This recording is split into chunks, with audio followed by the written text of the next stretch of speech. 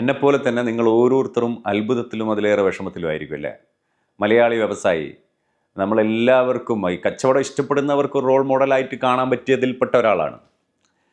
കാരണം സാധാരണ ബിസിനസ്മാൻ 36-ാമത്തെ വയസ്സിലൊക്കെ ഒരു വീട് സ്വന്തമാക്കണമെന്ന് സ്വപ്നം കാണും. കുറച്ചും കൂടി ഡെവലപ്പ് ആയിട്ടുള്ള കച്ചവടക്കാരനാണെങ്കിൽ ഒരു പ്രീമിയം കാറ് സ്വന്തമാക്കണമെന്ന് സ്വപ്നം കാണും. എന്നാൽ ഇദ്ദേഹം ചെയ്തത് 36-ാമത്തെ വയസ്സിൽ സ്വന്തമായിട്ടൊരു വിമാനം വാങ്ങിച്ച് അത് ഓടിക്കാനുള്ള പ്രൈവറ്റ് ജെറ്റ് ഓടിക്കാനുള്ള ലൈസൻസ് അങ്ങ് സംഘടിപ്പിച്ചു.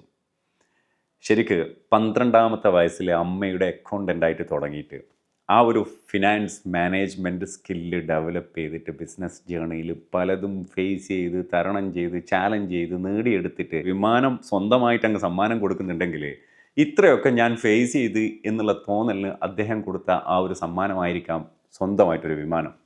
അപ്പോൾ ഈ ചെറിയ കേസിന് സൂയിസൈഡ് ചെയ്യൂ എന്നുള്ള കാര്യത്തിൽ എനിക്ക് സംശയമുണ്ട്. പക്ഷേ മാനസികാരോഗ്യത്തിൻ്റെ കാര്യം അങ്ങനെയാണ്. ചില സമയത്ത് ശാരീരിക ആരോഗ്യം പോലെയല്ല, പിടിച്ചാൽ കിട്ടൂല, കയ്യിൽ നിന്ന് സ്ലിപ്പായി പോകും. എന്തായാലും മനസ്സറിഞ്ഞ് അദ്ദേഹത്തിന് വേണ്ടി പ്രാർത്ഥിക്കാം.